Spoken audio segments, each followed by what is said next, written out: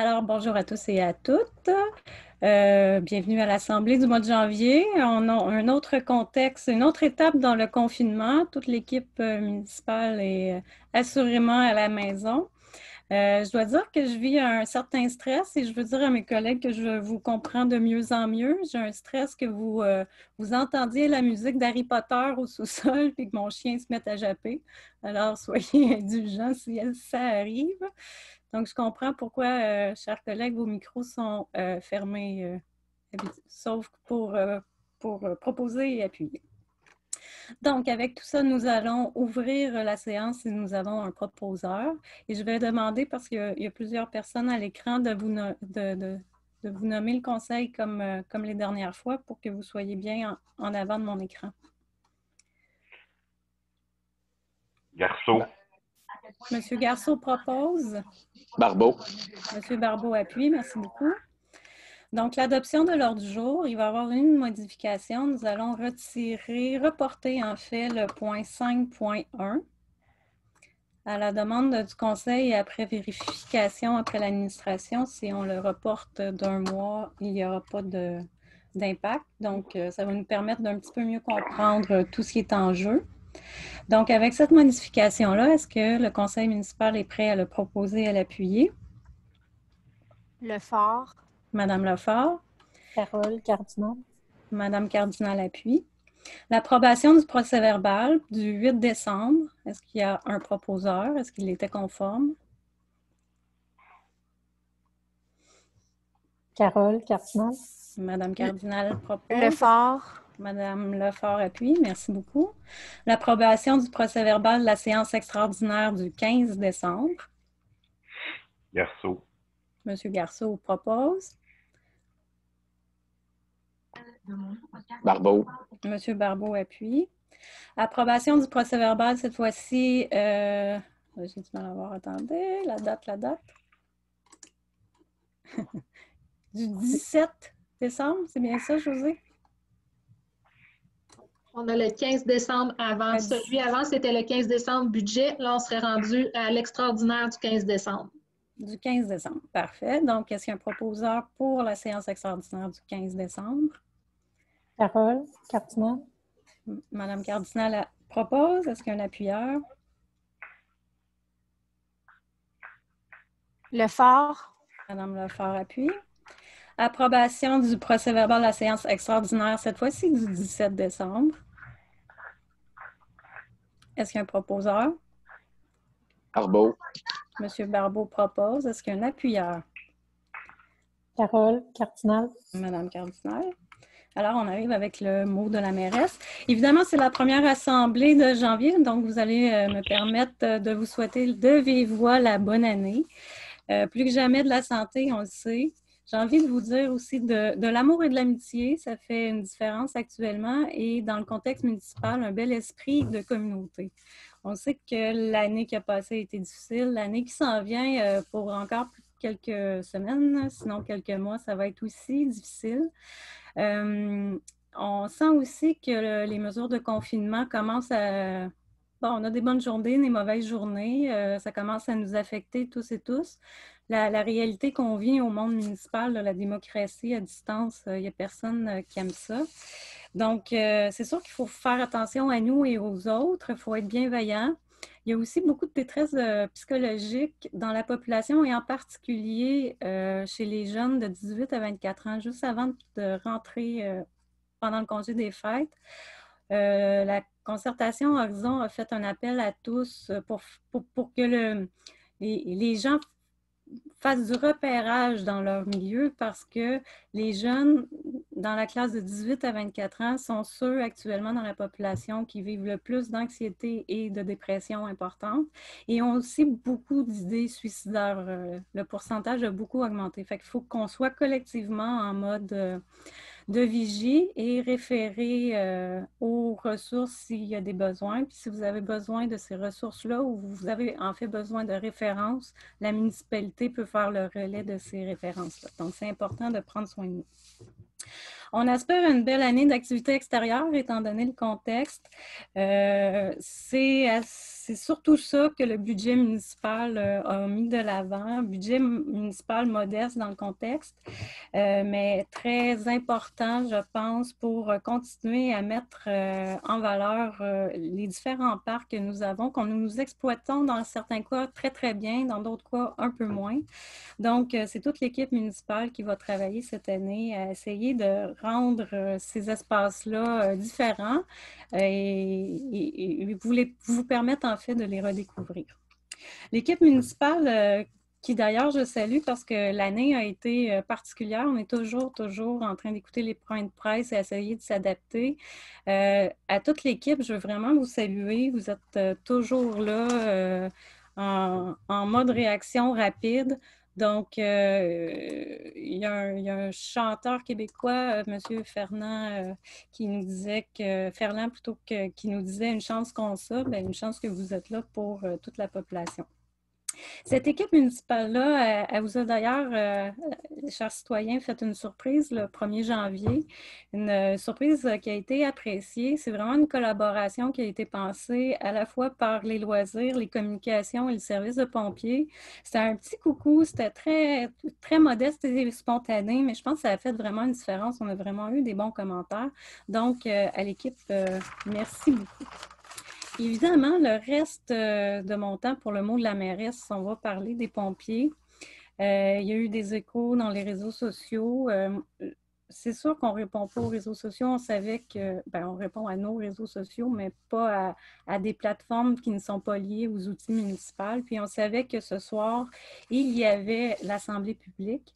Donc, c'est le temps de faire une petite mise à niveau, une bonne information à toute la population. Donc, certains le savent, sinon je vais vous l'apprendre. Nous avons reçu, pendant le temps des fêtes, plusieurs démissions de pompiers. Selon le dernier décompte que j'ai eu en fin d'après-midi, il y avait 9 pompiers sur 32 qui avaient démissionné. Peut-être qu'il y en aura d'autres. On suit évidemment la situation qui est très particulière, mais qui nous préoccupe beaucoup. On la suit de très proche. Bien que les lettres ont été personnalisées, elles avaient essentiellement tous le même message.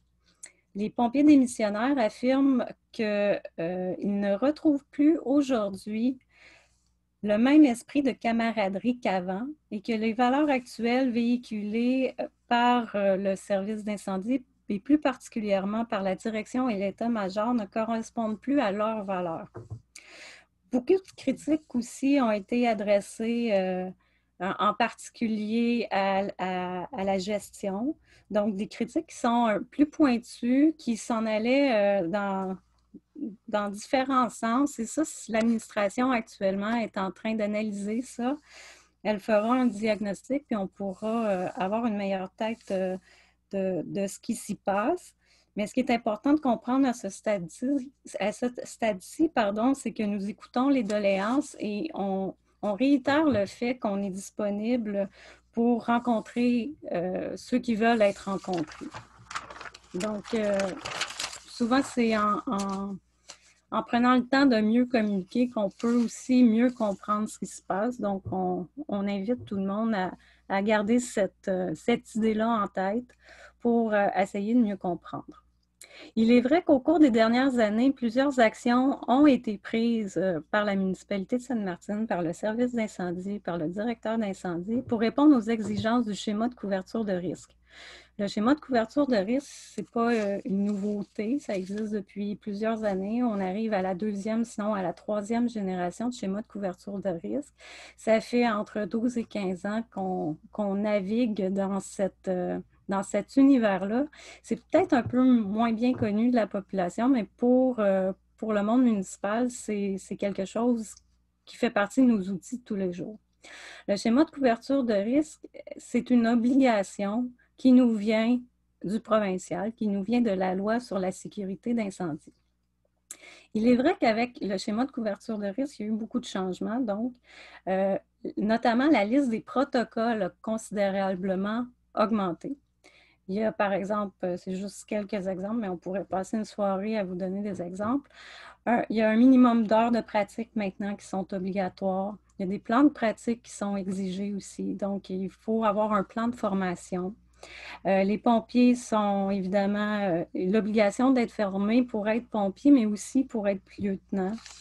Il y a aussi des obligations d'activités de prévention. Maintenant, le service d'incendie est plus tant pour éteindre des feux parce que l'esprit dans lequel le ministère navigue est quand il y a un feu, il faut l'éteindre, mais on essaie de faire toutes les actions nécessaires en prévention pour qu'il y en ait le moins possible. Donc, il y a beaucoup d'activités de prévention qui nous sont demandées. Je pourrais aller plus loin là-dedans, puis je pourrais prendre le temps à un autre moment donné, mais l'essentiel de ce que je veux dire à ce stade, c'est qu'au-delà de ce type d'exemple-là, il y a un passage important qui a été fait dans les dernières années, partout au Québec, dans toutes les municipalités, c'est que la réalité des pompiers volontaires a changé pour le statut de pompier à temps partiel. Le poste aujourd'hui, partout au Québec, de pompiers volontaires n'existe plus, selon le ministère de la Sécurité publique. On parle de pompiers à temps partiel et on demande aujourd'hui aux pompiers à temps partiel les mêmes exigences que les pompiers à temps plein. On peut être d'accord ou pas avec ça, on peut dire que ça va nous coûter plus cher, on peut penser que le système ou la réalité d'avant répondait bien aux besoins des petites municipalités comme nous, mais on navigue dans d'autres choses, puis les obligations, elles sont là. Puis je réitère le fait que ce n'est pas la municipalité de Sainte-Martine, mais bien le ministère de la Sécurité publique qui oriente toutes les municipalités vers... On n'est pas obligé d'être parfait à ce stade-ci, mais on a l'obligation de démontrer qu'on est en marche vers une amélioration de nos processus et nos protocoles. C'est ça le schéma de couverture de risque. Et tout ça vient du fait puis là, les pompiers savent de quoi je parle encore mieux que moi, en fait. Mais je pense que c'est important de donner une petite perspective aux citoyens. Tout ça vient du fait qu'il y a eu... malheureusement, dans notre histoire collective québécoise, des incendies importants qui ont changé la donne, qui ont changé les obligations municipales. Une des plus importantes récentes, c'est le feu de la résidence de personnes âgées à l'île Verte en 2014. Puis encore aujourd'hui, c'est toujours dans les discussions, il ne faut pas qu'on revienne comme l'île Verte. Puis ce qui s'est passé à l'île Verte, pour rappel, il y a eu une trentaine de morts des résidents de la résidence de personnes âgées. Mais il y a eu toute une analyse sur comment l'entraide municipale a été faite. Puis le coroner a fait des recommandations, comme quand il y a des accidents, le coroner fait toujours des recommandations. Et le ministère a pris ces recommandations-là, les a analysées, puis les a mis dans ses obligations municipales. Et a demandé, via notamment le schéma de couverture de risque, d'atteindre, de changer les protocoles, notamment d'entraide, pour améliorer la situation. Moi, je n'ai pas le jargon pompier, mais ce que je peux vous dire en jargon d'élu, le schéma de couverture de risque, pour le résumer puis se l'approprier, a comme objectif deux choses. Tout d'abord, on souhaite qu'au Québec, tous les citoyens, peu importe où ils habitent, peu importe s'ils sont dans une petite ville ou une grande ville, qui sont proches de Montréal ou loin de Montréal, doivent s'attendre au même niveau de service en matière d'incendie. Puis la deuxième chose, c'est que tous les pompiers qui interviennent sur le feu, peu importe où ils sont au Québec, devraient avoir la même garantie de sécurité et santé au travail. Donc, c'est à ça qu'on est toutes les municipalités du Québec, les 1100 municipalités du Québec, on a cette obligation-là de toujours améliorer nos processus. Et c'est sûr que ça exige beaucoup de changements parce qu'en 15 ans, là, quand on fait des changements dans notre vie personnelle, 15 ans, c'est beaucoup, mais quand on est dans un changement de culture organisationnelle, 15 ans, c'est pas tant que ça. Donc, on a vu, à chaque année, on voit qu'on change des choses, puis on comprend que ces changements-là, pour certains pompiers, ils ne s'y retrouvent plus. Fait que quand on parle de valeur, peut-être qu'on parle de ça, peut-être qu'il y a autre chose, comme je vous dis, que l'administration va analyser, mais je pense qu'il y a aussi de ça. Puis, ben, on le comprend, tu sais. Puis, on comprend qu'il y a un point pivot, qu'on est peut-être arrivé, nous, à Sainte-Martine, que d'autres municipalités sont arrivées avant, que d'autres municipalités vont arriver plus tard. Mais ce point pivot-là, ce point de rupture-là, peut-être, est peut-être arrivé, puis on le comprend. Cela étant dit, ce que je veux dire aux pompiers qui ont démissionné, c'est que la poussière va retomber aussi. On va prendre le temps de se parler, on va analyser les choses, on va peut-être changer aussi des choses selon les recommandations de l'administration. Puis pour moi, c'est vraiment un dossier qui est administratif, là, je le précise, c'est pas... la job politique, c'est de comprendre si notre population est en danger, puis elle ne l'est pas, puis elle ne l'est pas. Je vais finir là-dessus, vous verrez. Mais ce qu'on veut dire, donc, c'est que la poussière va retomber, puis les pompiers, certains pompiers, peut-être pas tous, mais certains pompiers, si vous gardez en tête qu'on vous apprécie beaucoup, vous avez donné beaucoup de temps à la municipalité, au service d'incendie, et gardez la possibilité de faire le choix de revenir si on se raccroche plus tard, tout le monde ensemble. Donc, surtout, ce que je veux dire, c'est qu'on sait que vous avez Sainte-Martine tatouée sur le cœur et que ça peut... c'est très dommage. On ne comprend pas tout ce qui se passe. On comprend que c'est très dommage ce qui se passe et la façon que ça se passe. Donc, j'espère qu'on va... C'est ça. On sait que Sainte-Martine, vous l'avez sur le cœur puis qu'on peut passer aussi à un autre chapitre, tout le monde ensemble. Pour finir, je veux parler aux citoyens et citoyennes là, que en ce moment, tout est mis en place pour répondre adéquatement aux appels d'urgence. L'équipe de pompiers de Sainte-Martine est prête à recevoir les appels, reçoit les appels. Quand c'est nécessaire, le service d'incendie de Beauharnois est appelé en renfort pour s'assurer que la force de frappe est bien, on est bien conforme selon le schéma de couverture du risque. Et dimanche dernier, il y a eu un incendie. Nos pompiers étaient tous là, et bien, tous ceux qui restent. Les pompiers étaient assez nombreux pour faire la première attaque initiale, ce qui donne le temps à Beauharnois de se mettre en place pour les soutenir par la suite. Donc, tout s'est bien passé. On a des bons commentaires. Puis je veux remercier les pompiers qui sont toujours là, les pompiers qui veillent au grain. On veut vous dire que vous êtes précieux, que vous êtes appréciés. S'il y a des problèmes, on est là pour jaser. Puis pour la population, pour le conseil municipal, c'est sûr qu'on va en reparler. Là, on va laisser les choses aller. On se revoit dans un mois. Dans un mois, c'est sûr que le dossier pompier va revenir à l'ordre du jour et on pourra vous faire un compte rendu de où on est rendu, justement, dans ce dossier-là. Alors, voilà, merci. Je vais prendre les questions. En fait, Madame la greffière va faire la gestion des questions. Juste faire une petite introduction. Donc, les citoyens et citoyennes étaient invités à poser leurs questions avant la séance ou assister à la séance. Donc, on a quelques personnes qui se sont inscrites. On va avoir 2 périodes de questions. Donc, la première au début et l'autre à la fin. Les questions reçues par courriel seront lues en premier. Ensuite, les citoyens et citoyennes seront invités à ouvrir leur micro et poser leurs questions à tour de rôle. Chaque intervenant bénéficie d'une période maximale de 5 minutes pour poser une question et une sous-question, après quoi la mairesse peut mettre fin à cette intervention. Les périodes de questions sont d'une durée maximale de 30 minutes à chaque séance. Le membre du conseil à qui une question a été adressée n'est pas obligé d'y répondre immédiatement et peut y répondre à une séance subséquente. Est-ce que vous préférez demander aux citoyens ou je peux y aller avec les questions reçues par courriel? On vous laisse gérer ça, Madame la greffière. On s'adapte. Parfait. Donc, on avait la première question qui venait de M. Raymond Touchette, qui est présent ce soir, mais qui a demandé à ce qu'on lise sa question. Donc, je vais y aller avec une lecture textuelle. C'est concernant la sécurité des citoyens et l'épandage de sel sur les rues. Donc, il est évident que l'épandage de sel a pour but d'assurer la sécurité des citoyens en évitant des accidents. Gardant ce point en tête, pourrions-nous se poser la question à savoir si cet épandage pourrait être appliqué en moindre quantité tout en préservant la sécurité des citoyens? Tous comprendront que lors de la fonte de ce sel, celui-ci se retrouve en grande partie dans les cours d'eau pour se retrouver dans la rivière avec tous les effets néfastes que ça engendre.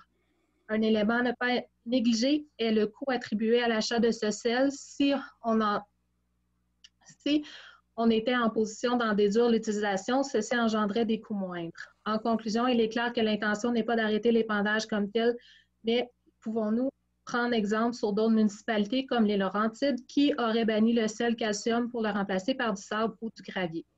Finalement, est-il nécessaire d'épandre tant d'abrasifs au point que toute la largeur de la rue se retrouve sans trace de neige ou de glace?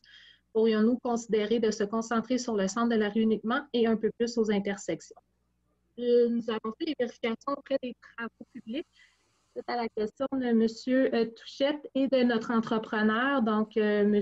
les entreprises Beaulieu, qui s'occupe de l'épandage du sel et du déneigement. Donc, ce qu'on nous a indiqué, c'est que l'épandage est fait seulement dans le centre de la rue car les camions ne sont pas équipés pour épandre sur une largeur pleine. Par contre, là, il y a certains coins de rue ou rues qui sont plus problématiques où est-ce qu'il y a des secteurs de zones scolaires, des rues en pente, où est-ce qu'il y a un peu plus de sel qui peut être déposé. Concernant le tonnage, on a fait les vérifications. On a sur 14 sorties environ entre 16 et 26 tonnes, donc plus ou moins 1 ou 2 tonnes par sortie. Et c'est un mélange de sel et d'abrasif. Donc, on est à 1/3 de pierre abrasive et 2/3 de sel. Donc, c'est un mélange qui peut varier aussi selon la température, ce qu'on nous a expliqué. Donc, parfois, il peut y avoir un peu plus de pierre ou un peu plus de sel. C'est certain que tout ça est fait en conformité avec les règles et afin de préserver la sécurité. Donc, selon les travaux publics et notre entrepreneur, c'est difficile de mettre moins de sel que ce qu'on met présentement. Par contre, M. Touchette, on peut vous assurer que votre commentaire là, pourra être pris en considération là, lors de la prochaine saison là, pour les décisions qui vont être prises concernant les abrasifs et le sel. Madame Lemairet, je ne sais pas si vous voulez ajouter quelque chose, sinon je vais procéder avec la question numéro 2. C'est une très bonne préoccupation, c'est certain. Si on peut améliorer les choses, tant mieux. Il me semble qu'on avait déjà essayé le jus de betterave aussi, une année, puis ça n'avait pas été... oui, mais Mme Lefort me fait signe que oui, puis je pense que ça avait été pas concluant au niveau des résultats par rapport au coût. Mais toutes les solutions écologiques sont les bienvenues, assurément. Donc, question numéro 2 qui vient de M. François Candeau. Donc, encore là, je vais faire une lecture textuelle et ensuite, je vais laisser la directrice générale répondre aux questions. Donc, M. Candeau mentionne qu'il a eu de la difficulté lors de la présentation du budget de l'Assemblée spéciale de décembre et qu'il était impossible de suivre et de voir les tableaux complets. Je me demande donc si ce serait possible, comme il a été fait auparavant, de produire un info Sainte-Martine spécial budget. Ma question concerne donc le budget électoraliste de 2021. Tout d'abord, c'est vrai que la taxe foncière ne sera pas augmentée grâce à la subvention COVID du gouvernement du Québec, mais sans compter les affectations, les dépenses ont quand même augmenté de 6,7 %. J'aimerais connaître quelle est la masse salariale par service ainsi que leur comparaison avec ceux des années passées. Le budget du service des incendies augmente de 17,75 %. La directrice générale a dit que c'était dû aux frais de formation pour les nouveaux pompiers. Est-ce vrai que plusieurs pompiers volontaires ont remis leur démission? Combien et quelle est votre analyse de la situation? À combien évaluez-vous l'installation des dos d'âne permanents? Combien en aura-t-il? De quelle manière seront-ils financés? Quelle est la totalité des revenus des taxes d'aqueduc et d'eau usée? Est-ce que ce montant équivaut aux dépenses des mêmes budgets, des mêmes postes budgétaires? Comment allez-vous financer les immobilisations prévues en 2021 de 4 227 690? Est-ce que vous prévoyez refaire la surface de roulement de certains rangs cette année? Si oui, lesquels et comment ces dépenses sont-elles payées? Qu'en est-il des rues? Une petite dernière, lorsque l'Assemblée du mois dernier, il semble y avoir eu un problème de quorum avec le CCU. Serait-il possible de connaître les noms des membres du comité consultatif d'urbanisme? Madame la directrice générale, je vous laisse la parole.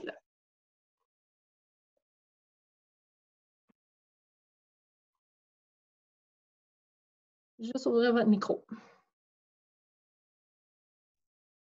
Bonsoir.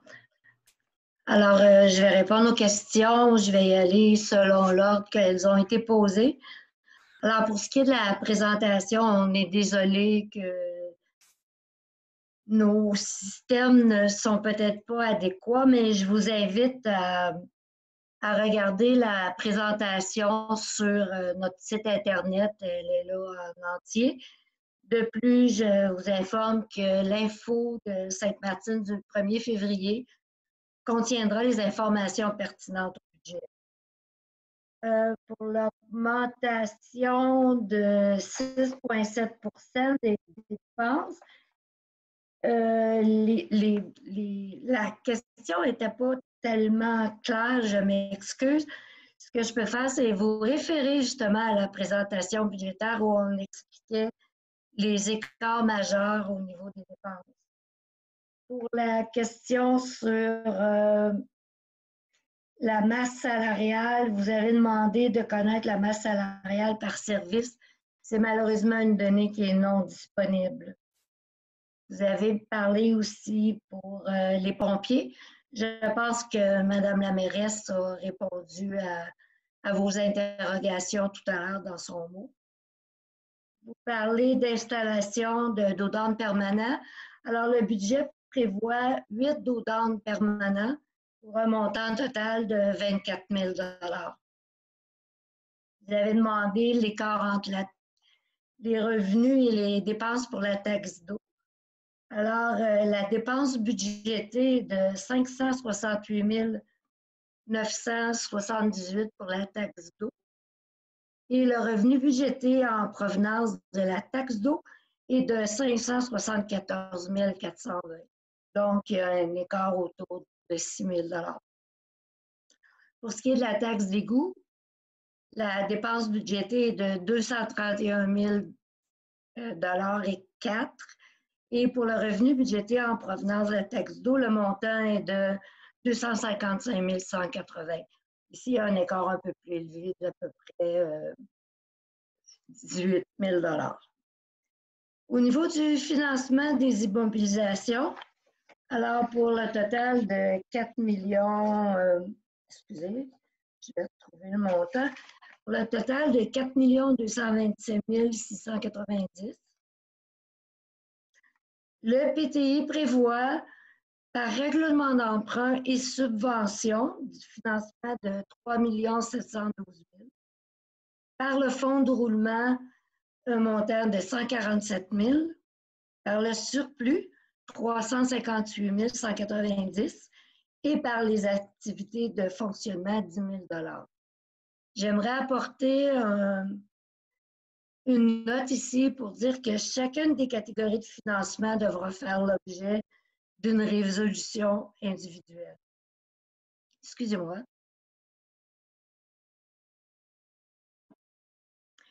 Pour la réfection des routes rurales, il y a une somme de 300 000 qui est prévue au PTI. Le financement devrait se faire par règlement d'emprunt. Par contre, les routes à réparer ne sont pas encore identifiées. Ça va venir sous peu. Pour la réfection des rues, c'est une somme de 800 000 $ qui est prévue au PTI. Ça englobe aussi des réfections de réseau. Donc, le financement devrait se faire par règlement d'emprunt et par subvention. On va faire les recherches à chaque projet. Pour ce qui est des rues, elles ne sont pas encore identifiées. Pardon. Vous avez demandé le nom des membres du CCU. Alors, il y a M. Jean-Denis Barbeau, conseiller, Mme Carole Cardinal, conseillère, M. Ghislain Cormier, Mme Anise Goyette et Mme Guylaine Mire. Alors, ce sont les membres actuels du CCU. Je pense que ça fait le tour de vos questions. Je crois que ça répondait à toutes les questions. Troisième question reçue de Mme France Cando. Étant donné que Hawick et Armstrong ne sont plus desservis en transport en commun depuis le 4 janvier 2021, est-ce que le service pour Sainte-Martine coûtera plus cher à la municipalité? C'est une excellente question. Puis c'est d'ailleurs les derniers jours de décembre, on a passé beaucoup de temps sur ce dossier-là. Au début décembre, on a reçu une lettre de l'ARTM nous disant que notre facture allait augmenter de 2 pour les 2 prochaines années, comme toutes les autres municipalités de la CMM. On comprend que le contexte de pandémie, il y a beaucoup de monde en télétravail, donc il y a beaucoup moins de revenus dans le transport en commun. Il y a beaucoup de déficits à la RTM et le gouvernement du Québec soutient ce service-là, ce secteur d'activité-là, comme ils en soutiennent d'autres. Et donc, ils ont demandé à la RTM que toutes les municipalités aient une facturation de 2 maximum pour les 2 prochaines années. Donc, c'est la réponse qu'on avait, qu'on a encore, mais avec des bémols, puis je vais vous expliquer. Puis vous savez que j'aime bien les réponses assez longues, donc je vais prendre le temps d'essayer d'expliquer qu'est-ce qui s'est passé. Donc, on a appris en décembre que la MRC du Haut-Saint-Laurent s'en allait. Pour nous, on n'a pas été sollicité par ce service-là. On a appris en même temps, on savait qu'il y avait une réflexion, mais on a appris en même temps que ce service-là allait être déployé avec le communiqué de presse et un envoi de résolution par courriel le jour même de la publication du communiqué. On sait que on va surveiller ce qui se passe parce qu'on sait qu'il va y avoir un arrêt à Sainte-Martine, on ne sait pas où. Il semblerait qu'on serait desservi, mais on ne sait pas exactement comment. Et dans tout ce contexte-là, évidemment, on veut poursuivre les autobus. On a eu une rencontre avec EXO qui nous demandait c'est quoi nos intentions. On a précisé ce que je viens de vous dire, qu'on voulait maintenir le service pour le moment, assurément. Et ensuite, on a eu une rencontre avec la RTM, puis ils nous ont reposé cette question-là, mais en nous disant, mais vous savez, vous allez payer la facture de la MRC du Haut-Saint-Laurent. Pardon? Parce qu'il y a 3 semaines, vous nous avez dit que notre facture allait augmenter de 2 puis nous, on adopte un budget avec un 2 d'augmentation. Donc, il y a eu, entre le 18 et le 23 décembre, si je n'ai pas fait 20 appels sur ce dossier-là, j'en ai pas fait un, on a fini par avoir une confirmation que nous n'allions pas payer la facture du Haut-Saint-Laurent. Là, je vous le résume. Parce que vous savez, quand on prend... avec le CIT, là, on utilisait vraiment les heures minimum garanties aux transporteurs étaient garanties pour le montant de la durée. Là, étant donné que le contrat a été donné par le RTM, il y a des heures minimum garanties aux autobus du frein.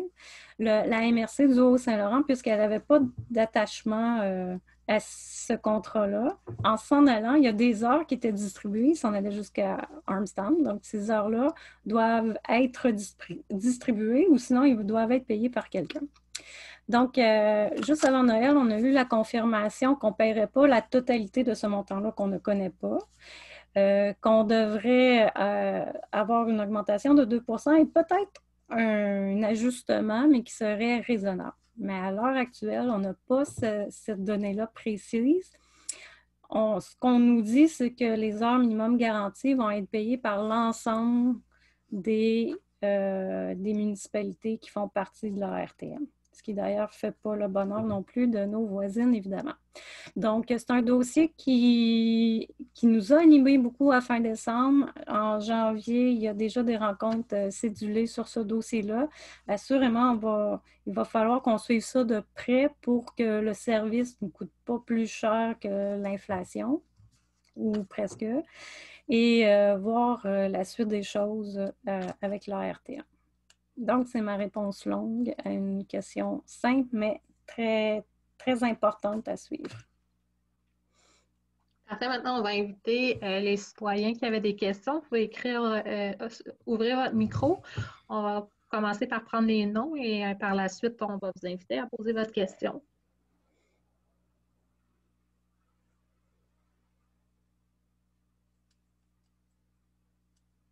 Y a-t-il des questions?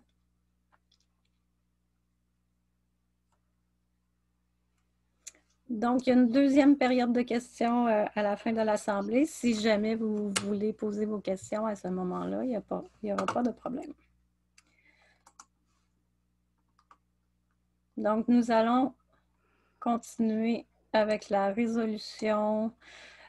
La demande à la Fondation de la Faune du Québec et du ministère des Forêts, Faune et Parcs pour le programme Pêche en herbe. Il s'agit d'un programme pêche en herbe qui vise à promouvoir la pêche récréative. Ça s'adresse aux jeunes de 9 à 12 ans. On souhaite offrir le programme aux enfants du camp de jour. Donc, pour ce faire, il faut présenter une demande. Donc, en conséquence, elle est proposée par, appuyée par et résolue à l'unanimité des membres présents que Mme Geneviève Tardif, coordonnatrice loisirs, sport et vie communautaire, soit nommée comme personne autorisée à agir au nom de la municipalité de Sainte-Martine dans le cadre de la demande du projet Pêche en herbe et à signer tout document et contrat relatif à ce projet. Est-ce qu'il y a un proposeur? Barbeau.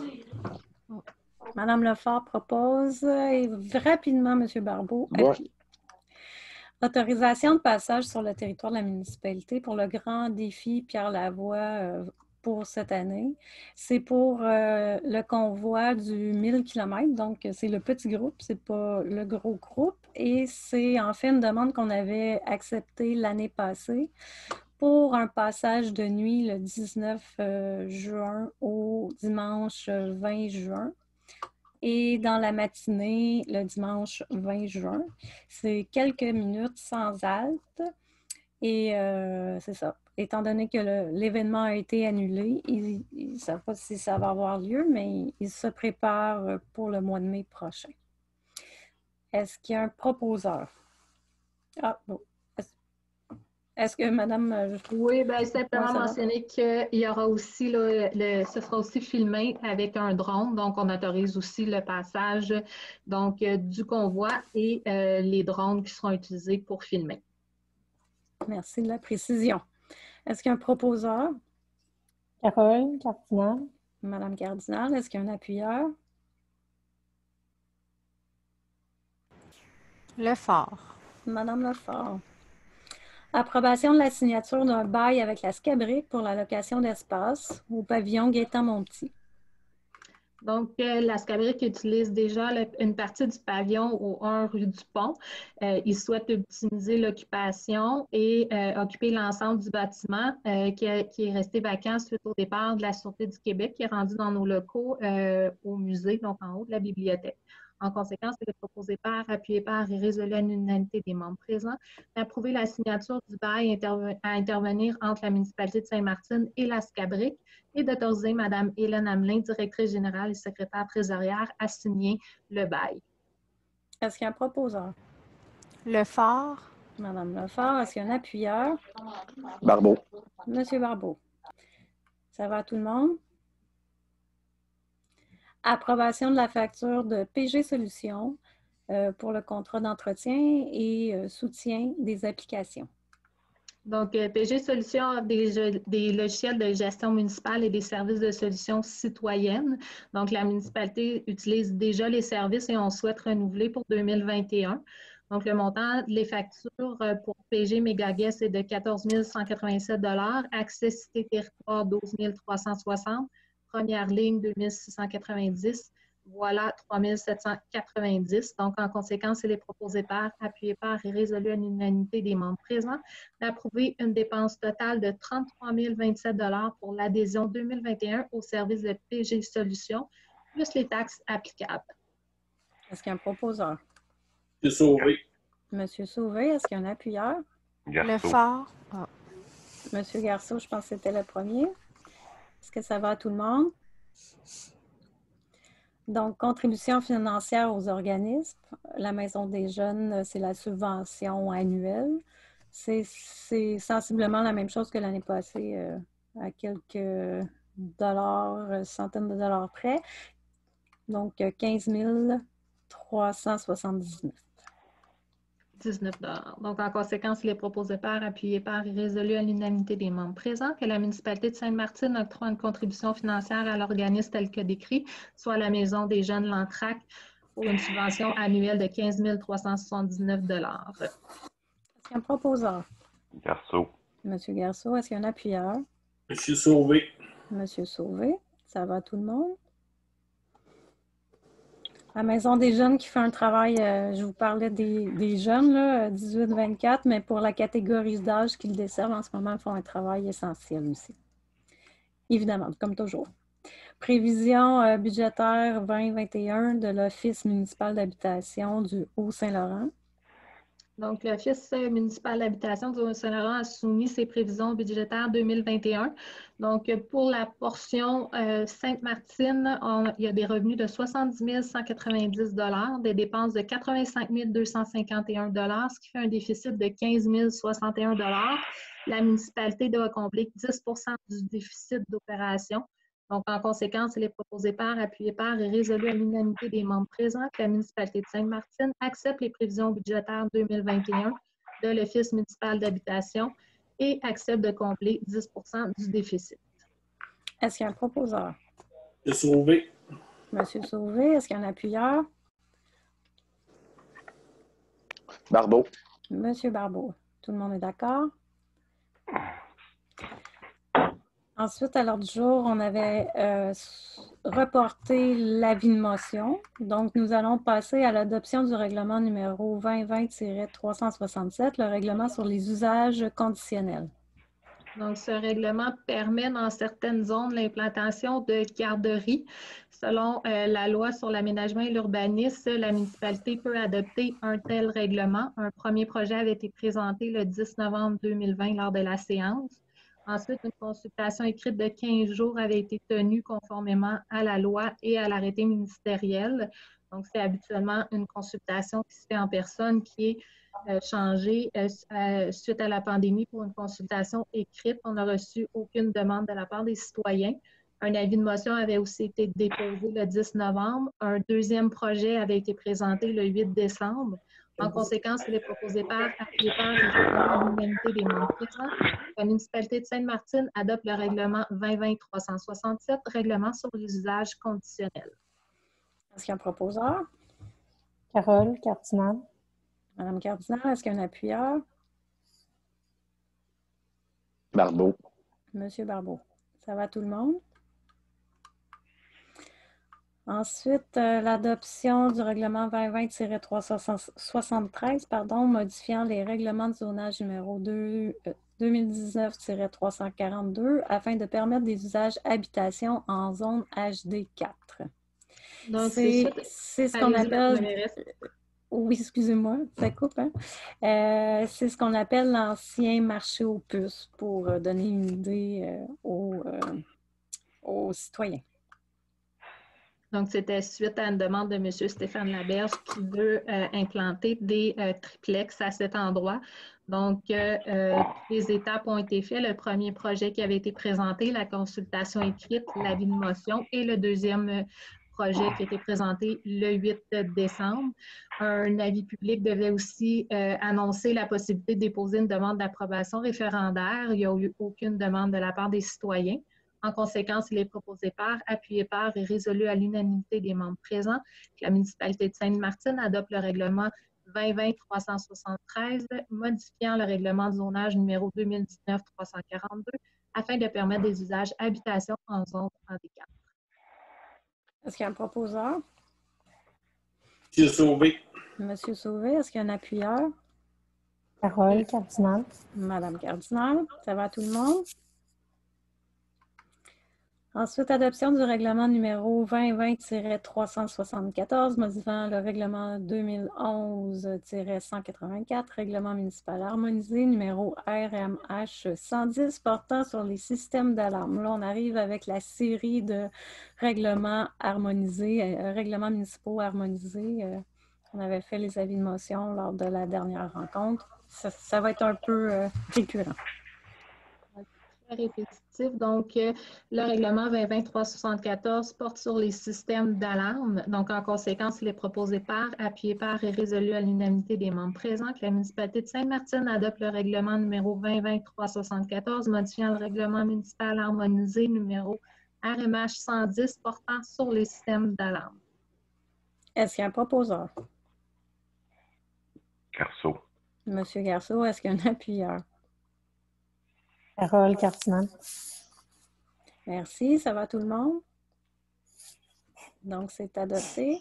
Adoption du règlement numéro 2020-375, modifiant le règlement numéro 2011-186, règlement municipal harmonisé numéro RMH 220 portant sur les colporteurs. En conséquence, les proposés par, appuyés par et résolus à l'unanimité des membres présents que la municipalité de Sainte-Martine adopte le règlement numéro 2020-375, modifiant le règlement municipal harmonisé numéro RMH 220 portant sur les colporteurs. Est-ce qu'il y a un proposeur? Barbeau. Monsieur Barbeau, est-ce qu'il y a un appuyeur? M. Sauvé. Monsieur Sauvé, est-ce que ça va à tout le monde? Donc, c'est adopté. Adoption du règlement numéro 2020-376, modifiant le règlement 2011-183, règlement municipal harmonisé numéro RMH 299, portant sur vente de garage et vente temporaire. En conséquence, les proposés par, appuyés par et résolus à l'unanimité des membres présents que la municipalité de Sainte-Martine adopte le règlement numéro 2020-376, modifiant le règlement numéro 2011-183, règlement municipal harmonisé RMH 299 portant sur les ventes de garage et ventes temporaires. Est-ce qu'il y a un proposeur? M. Sauvé. Monsieur Sauvé, est-ce qu'il y a un appuyeur? Garceau.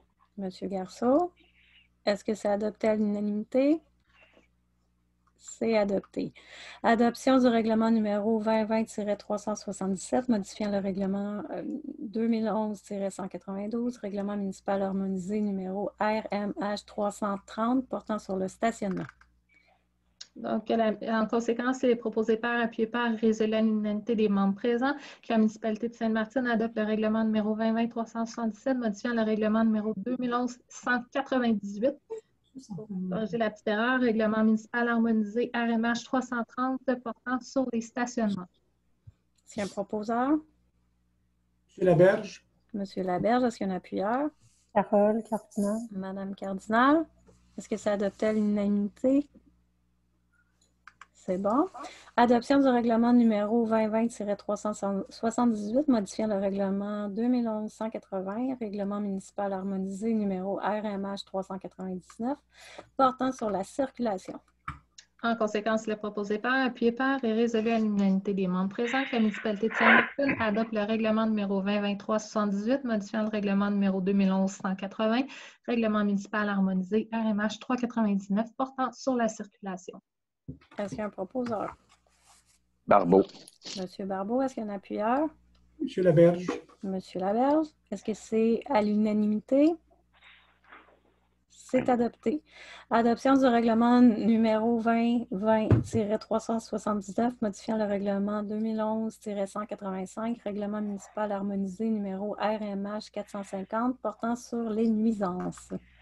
En conséquence, les proposés par, appuyés par et résolus à l'unanimité des membres présents que la municipalité de Sainte-Martine adopte le règlement 2020-379, modifiant le règlement numéro 2011-185, règlement municipal harmonisé RMH 450, portant sur les nuisances. Est-ce qu'il y a un proposeur? Carole Cardinal. Madame Cardinal, est-ce qu'il y a un appuyeur? M. Laberge. Monsieur Laberge, est-ce que c'est à l'unanimité? Oui. C'est adopté. Adoption du règlement numéro 2020-380, modifiant le règlement numéro 2011-181, règlement municipal harmonisé numéro RMH 460, portant sur la sécurité, la paix et l'ordre. En conséquence, les proposés par, appuyés par et résolus à l'unanimité des membres présents que la municipalité de Sainte-Martine adopte le règlement numéro 380, modifiant le règlement numéro 2011-181, règlement municipal harmonisé RMH 460 portant sur la sécurité, la paix et l'ordre. Est-ce qu'il y a un proposeur? M. Sauvé. Monsieur Sauvé, est-ce qu'il y a un appuyeur? Garceau. Monsieur Garceau, est-ce que c'est à l'unanimité? Oui. C'est adopté. C'était le dernier RMH. Donc, nous allons passer à un autre sujet. Demande de modification du règlement de zonage concernant le lot 6 062 137 afin de créer une zone unique pour la rue du Lude. Donc, c'est suite à la demande de Mme Isabelle Cécile de modifier le règlement de zonage afin de permettre la construction d'immeubles de 6 logements sur la rue du Lude. La division du lot 6 062 137 situé sur cette rue comprendrait 3 bâtiments de 6 logements. entendu que les immeubles à la rue du Lide sont divisés entre les zones H32 et MX8, qu'il existe présentement un immeuble de 6 logements sur la rue du Lide, mais qui est sur un côté de la rue qui est sur une zone autre que sur le côté où est-ce qu'on a la demande, le lot qui concerne la demande. Donc, il y a lieu de créer une zone unique sur la rue du Luc afin d'assurer une gestion plus uniforme et permettre les immeubles de 6 logements. Il sera nécessaire, bien sûr, de contrôler la hauteur et l'implantation des bâtiments afin de limiter les impacts négatifs sur le voisinage. Donc, le dossier a été présenté aux membres du comité consultatif d'urbanisme qui recommande au Conseil d'accepter la demande de modification du règlement de zonage concernant le lot 7 62 137 pour créer une zone unique sur ce côté de la rue du Lude. En conséquence, il est proposé par, appuyé par et résolu à l'unanimité des membres présents. Excusez-moi. Que le Conseil de la municipalité de Sainte-Martine accepte de donner suite à la demande de modification du règlement de zonage et que le Conseil de la municipalité de Sainte-Martine demande que les démarches soient entreprises pour la préparation des documents nécessaires pour la modification du règlement de zonage. Est-ce qu'il y a un proposeur? Barbeau. Monsieur Barbeau, est-ce qu'il y a un appuyeur? Carole Cardinal. Madame Cardinal, est-ce que c'est à l'unanimité? C'est adopté. Nomination d'une responsable des ressources humaines et des technologies de l'information. Donc, la décision de la municipalité de se doter d'une responsable des ressources humaines et des technologies ont mené à la demande de nomination de Mme Lise Bédard, qui occupe présentement le poste d'adjointe administrative à la direction. Mme Bédard a acquis une expertise sérieuse dans ces domaines des ressources humaines et de gestion des technologies. Et la municipalité est satisfaite de son travail. Donc, en conséquence, il est proposé par, appuyé par et résolu à l'unanimité des membres présents que la municipalité de Sainte-Martine nomme Mme Lise Bédard au poste de responsable des ressources humaines et des technologies de l'information et que ce poste soit assujetti aux règles sur les conditions et avantages des employés cadres professionnels et col blanc de la municipalité de Sainte-Martine. En fait, Mme Bédard n'avait pas le poste, mais faisait déjà ces fonctions-là. Donc, c'est un peu pour rendre plus équitable et officielle ces fonctions. Donc, est-ce qu'il y a un proposeur? M. Sauvé. Est-ce qu'il y a un appuyeur? M. Laberge. Est-ce que c'est à l'unanimité? Donc, c'est adopté. Le dépôt du rapport des déboursés décembre 2020. Conformément aux articles 176.5 et 961.1 du Code municipal du Québec et à l'article 19 du règlement numéro 2017-302 sur la délégation de pouvoir, la directrice générale et secrétaire trésorière dépose au conseil municipal le rapport des déboursés effectués et autorisés en vertu du règlement pour le mois de décembre 2020, sur un montant de 175 423 et 1 sou pour les déboursés, 147 419 et 63 sous pour les salaires, pour un montant de total de 322 842 et 64 sous. C'est maintenant la minute des conseillers. Je vais y aller dans l'ordre visuel que j'ai. Madame Cardinal.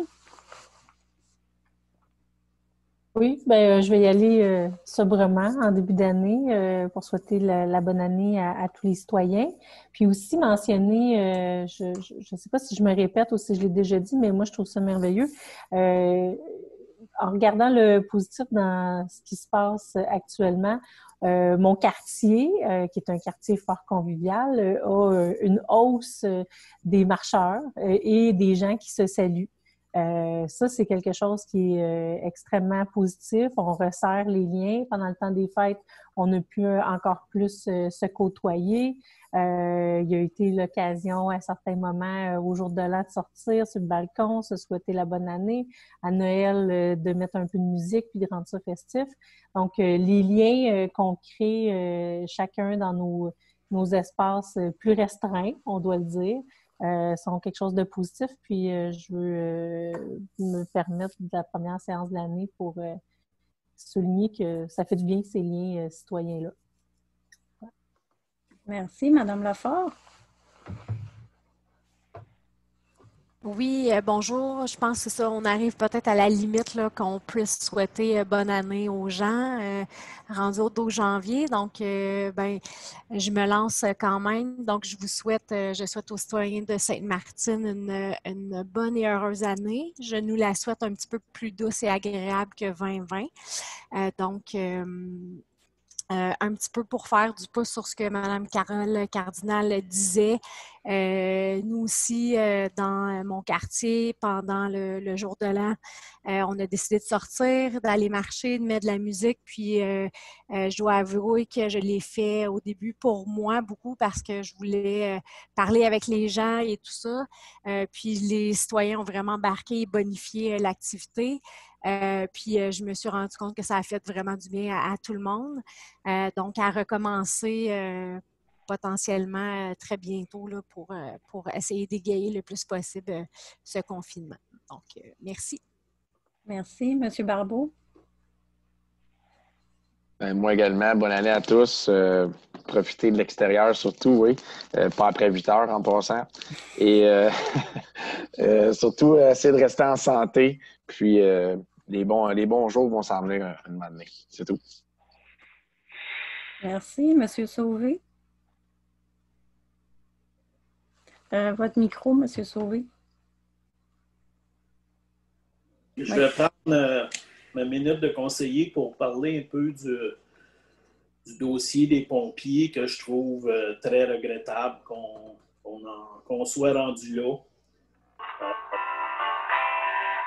On parle d'une situation qui dure depuis un certain temps. Puis je pense qu'il y a eu un manque de communication des deux côtés, que ce soit de l'administration et des pompiers. Je pense qu'on ne s'est pas compris.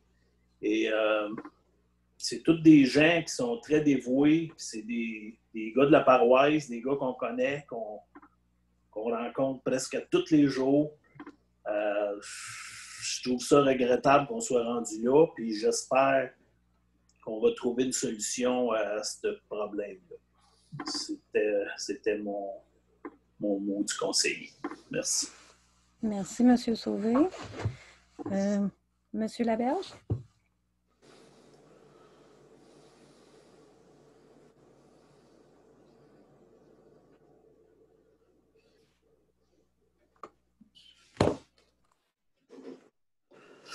Vous avez avec mon son? Oups. On vous entend bien, Monsieur Laberge. OK. Moi, c'est pour vous le dire que c'est bonne année en passant tout le monde. Et puis que c'est le temps de couper nos freins qui sont malades, parce que c'est la période propice pour ça.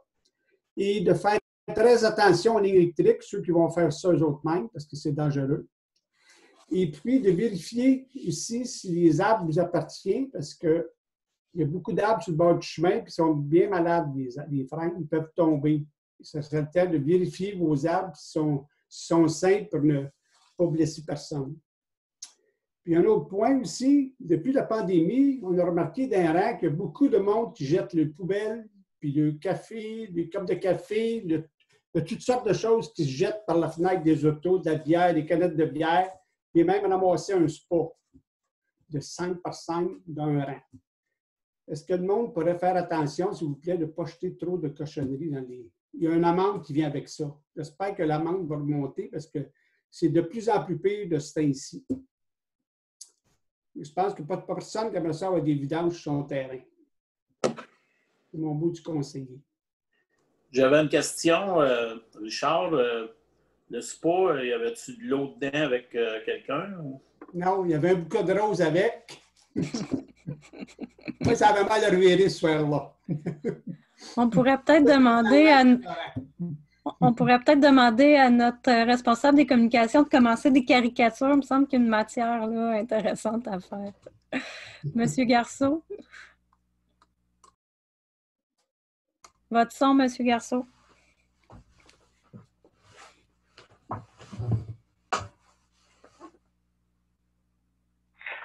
Juste souhaiter une bonne année à tous. Puis écoutez, on va finir cette pandémie-là. J'ai bien hâte de vivre qu'on puisse se voir justement dans les séances au conseil. C'est pas pareil, mais je souhaite à tout le monde une bonne année 2021. C'est ça. Merci. Merci beaucoup. On arrive à la deuxième période de questions. S'il y a des citoyens qui souhaitent poser une question, vous êtes invités à ouvrir votre micro.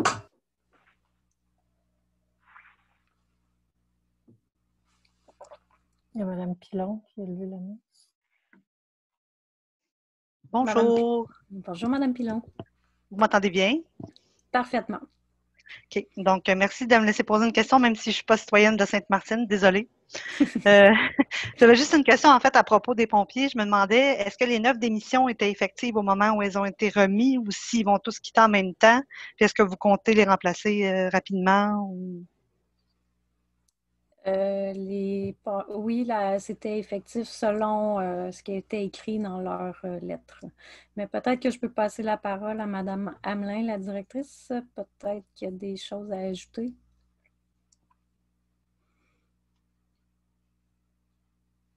Oui, bonsoir. Effectivement, chacune des lettres était datée de la journée de la réception.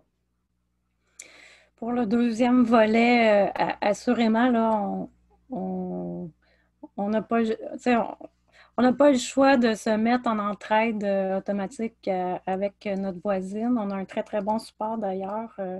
On les remercie grandement. Évidemment, la vision à Sainte-Martine, ça a toujours été d'avoir un service à Sainte-Martine. Donc, il va falloir combler les postes d'une façon ou d'une autre. Mais on va attendre les recommandations. Là. Il y a quand même une analyse qui est en train de se faire de la situation. Là. Il y a des enjeux peut-être de communication. Il y a peut-être des choses qu'on peut faire avec certains qui, dans leur lettre, nous disaient bien tout de même qu'ils étaient ouverts à autre chose dans un contexte différent. Fait que, donc, ça, c'est à surveiller. Mais c'est sûr qu'on s'attend à avoir d'autres candidatures. Et d'ailleurs, il y a déjà des gens qui se sont manifestés. Pas à notre niveau, là, mais au niveau du service d'incendie, évidemment. Merci. Ça fait plaisir. Y a-t-il d'autres questions?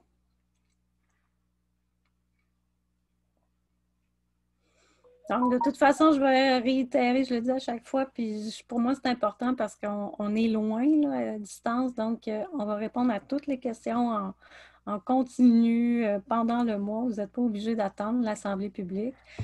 Si vous avez besoin de nous, si vous avez besoin d'une information, c'est facile de nous rejoindre, donc on fera le suivi. Nous arrivons à la levée de la séance. Monsieur Garceau. Monsieur Garceau, est-ce qu'il y a un appuyeur? Monsieur Barbeau. Nos traditionnels appuyeurs de fin d'Assemblée.